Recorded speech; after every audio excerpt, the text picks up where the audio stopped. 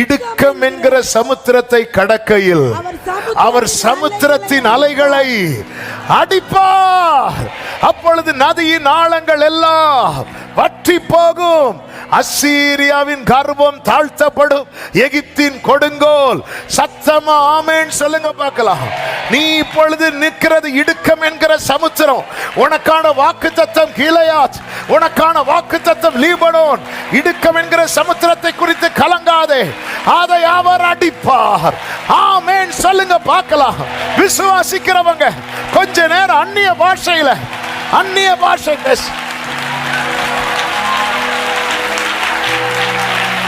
ஓ Jesus. இதெல்லாம் அடையணும்னா இதை தாண்டணும். கீலேயாத்தை அடையணும்னா யோர்தானை தாண்டணும். யோர்தானை தாண்டணும்னா அதுக்கு முன்னாடி செங்கடல் இருக்கு. ஐயோ யோர்தானே இனிதான் இருக்கா? அல்லேலூயா. யோர்தானே இனிதான் இருக்கு. யோர்தானை கடந்துதான் கீலேயாத்துக்கு போகணும். ஆமென். எதுக்கு முன்னாடி நின்றுட்டு இருக்கிறோம்? இந்த சிவந்த சமுத்திரத்தை கடக்கிறதுக்கான மந்திரம் மோசே உங்ககிட்ட இருக்கா? இல்ல, யாருக்கிட்ட இல்ல. கர்த்தர் ப்ராமிஸ் பண்ணிருக்கிறார். எஸ், ஒன்னே ஒண்ணு இருக்கு. அந்த கோலை எடுத்து நீட்டு, அந்த கோலை எடுத்து நீட்டு. இந்த சமுத்திரத்தை நீ பிளந்து விடு. இயேசுவின் நாமத்தில் சொல்றேன். வார்த்தையை நம்பி நீங்க நிக்கிறது சிவந்த சமுத்திரமானாலும் நீங்க அதை கீழே போடாம நீங்க பிடிச்சிட்டு நிப்பீங்கன்னா அந்த இடுக்கம் என்கிற சமுத்திரத்தை கர்த்தர் அடிப்பார்.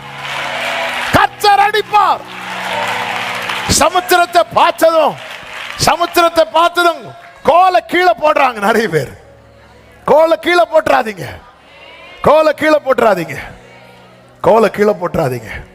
நீ அந்த கோலை எடுத்து அவன் என்ன மந்திரம்? கர்த்தருடைய வார்த்தை தான். ப்ராமிஸ் பண்ணி தானே கொண்டு வரார்.